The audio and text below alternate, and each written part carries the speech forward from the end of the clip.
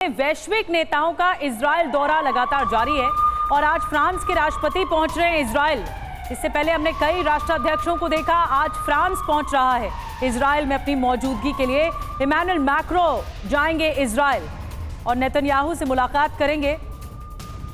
France की तरफ से जो सहयोग है इजरायल को वो सामने आ चुका है। इससे पहले ज़बानी तौर पर मैक्रों की तरफ से सहयोग आया है, लेकिन आज आमने सामने मुलाकात होगी मैक्रों और नेतन्याहू की।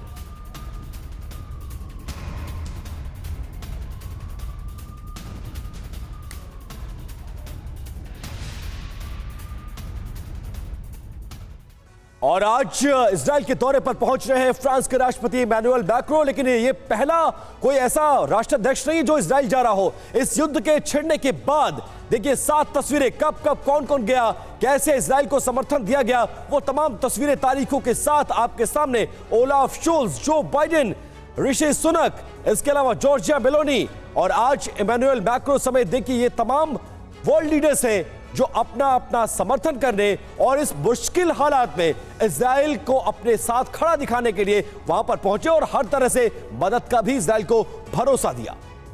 बिल्कुल, इन 7 तस्वीरों के जरिए हमने आपको दिखाया कि अलग अलग मौकों पर कैसे अलग अलग राष्ट्राध्यक्ष आए और मुलाकात की। अब हम आपको बताते हैं कि हमास के साथ जंग में इजराइल के साथ वैश्विक महाशक्तियां खड़ी हुई दिख रही हैं। तो बाइडेन से लेकर ऋषि सुनक तक इजराइल के दौरे पर जा चुके हैं। आपको बताते हैं इजराइल के समर्थन में इस वक्त कौन कौन है, एक डिटेल में जानकारी देते हैं। नेतन्याहू से मिलने वाले हैं जो बाइडेन, जो मिल चुके हैं। इमैनुअल मैक्रों मिलेंगे, अमेरिकी राष्ट्रपति, फ्रांस के राष्ट्रपति। देखिए ये पूरी लिस्ट है जो हम आपको बता रहे हैं। जो बाइडेन मिल चुके हैं, ऋषि सुनक मिल चुके हैं, जॉर्जिया मेलोनी मिल चुकी हैं, ओलाफ शोल्ज मिल चुके हैं। और इसके अलावा हमने आपको बताया कि जैसे कि इटली की प्रधानमंत्री किरियाकोस मित्सोटाकिस, ग्रीस के प्रधानमंत्री भी मुलाकात कर चुके हैं। मार्क रूट जो नेदरलैंड्स के प्रधानमंत्री हैं वो भी मुलाकात कर चुके हैं। जी बिल्कुल, और 2 तस्वीरें अब हम आपको दिखाने जा रहे हैं इजराइल हमास जंग में असर डालने वाली। ये 2 तस्वीरों को भी देखिए जो आज बहुत ज्यादा महत्वपूर्ण है। एक तरफ फ्रांस के राष्ट्रपति इमैनुअल मैक्रों आज इजराइल दौरे पर आ रहे हैं और दूसरी तरफ अमेरिका का दुश्मन नंबर 1 यानी रूस के विदेश मंत्री लावरोव ईरान की राजधानी तेहरान में है। मतलब दुश्मन का दुश्मन दोस्त होता है, ये तस्वीरें बयान कर रही हैं। एक तरफ तेहरान में लावरोव है तो दूसरी तरफ मैक्रों का इजराइल दौरा बहुत ज्यादा इस युद्ध के हालात पर असर डालता है। हमारे साथ 2 खास मेहमान इस वक्त स्टूडियो में जुड़ चुके हैं। सीधा उनका रुख करेंगे। नेवल कैप्टन श्याम कुमार जो कि लगातार सुबह से हमारे साथ मौजूद है और उसके साथ साथ colonel retired US Rathore sir भी हमारे साथ आ चुके हैं।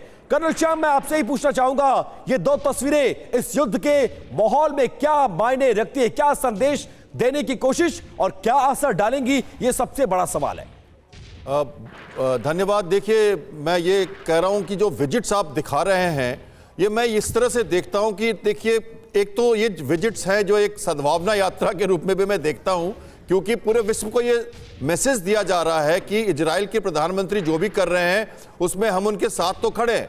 साथ किए क्यों खड़े हैं वेस्टर्न कंट्रीज और अमेरिका, ये मैं जल्दी से कहना चाहूंगा। देखिए, मिडिल ईस्ट की एक चौखट है अमेरिका के लिए और ये वेस्ट यूरोप के लिए, और जिसके पीछे जिस दरवाजा जिसका हमेशा खुला है और जिसके पीछे एक विश्वासी मित्र है जिसके थ्रू वो पूरी झांक और ताक झांक करते हैं मिडिल ईस्ट पे, तो ये उनके लिए जरूरी है कि वो वहां पे हाथ बटाएं। मिसाइल्स भेजना और ये भेजना एक बात है, लेकिन ये रिस्ट्रेन करना भी जरूरी है। मैं एक दूसरी बात आज करना चाहता हूं आपकी तरफ से दर्शकों के लिए कि क्या अच्छा होता जब यही बात जॉर्डन के प्रधान राष्ट्रपति, मिस्र के प्रधान राष्ट्रपति, कतार के जो लीडर हैं जो समझौता करा रहे हैं हमास के साथ, वो जाके कहते जेरूसलम जो है ज्यूज का, ईसाइयों का और मुस्लिम्स का उद्गम स्थल है, पूजनीय स्थल है, वहां पे समझौता क्यों नहीं करते वो? कैप्टन श्याम, आप कह रहे हैं रेस्ट्रेन करने की बात। जो 2 तस्वीरें इस वक्त टीवी स्क्रीन पर हम दिखा रहे हैं वो अपने आप में कॉन्ट्राडिक्टरी हैं और ये बताती हैं कि मुल्क किस तरह अगेंस्ट और फेवर में आते हैं।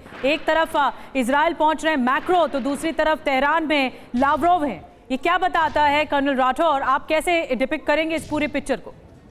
देखिए निधि, यहाँ पर जो हो रहा है वो ये है कि पोलराइजेशन बिल्कुल साफ नज़र आ रहा है। एक तरफ ईरान है जिसको लोग एक्यूज़ कर रहे हैं कि हमास का अटैक या लेबनान में हिजबुल्लाह का समर्थन या सीरिया या इराक पे अटैक के लिए ईरान को लोग दोषी मान रहे हैं। ईरान के साथ अभी रूस और चाइना साफ तौर से दिखा जा सकता है, और इजराइल के साथ जो है western world led by America खड़ा नज़र आ रहा है। तो ये एक तरीके से बिल्कुल पोलराइज्ड हो चुका है। अपने अपने खेमों में जा कर के वहाँ पर उनका हौसला बढ़ाना, उनको मदद का आश्वासन देना, और सबसे बड़ी बात जो है यूरोपियन स्टेट्स की ये है कि उनके हाथ अभी पत्थर के नीचे दबे लेकिन हुए हैं। लावरोव का ईरान दौरा क्या साबित करता है सर, ये जरा इन शॉर्ट बताइए। लावरोव का दौरा ये बता रहा है कि अभी ईरान के अंदर ईरान को कोई समर्थन देने वो नहीं गए, कोई समर्थन देने को तैयार नहीं है, लेकिन उसके साथ भी लोग खड़े नजर आ रहे हैं।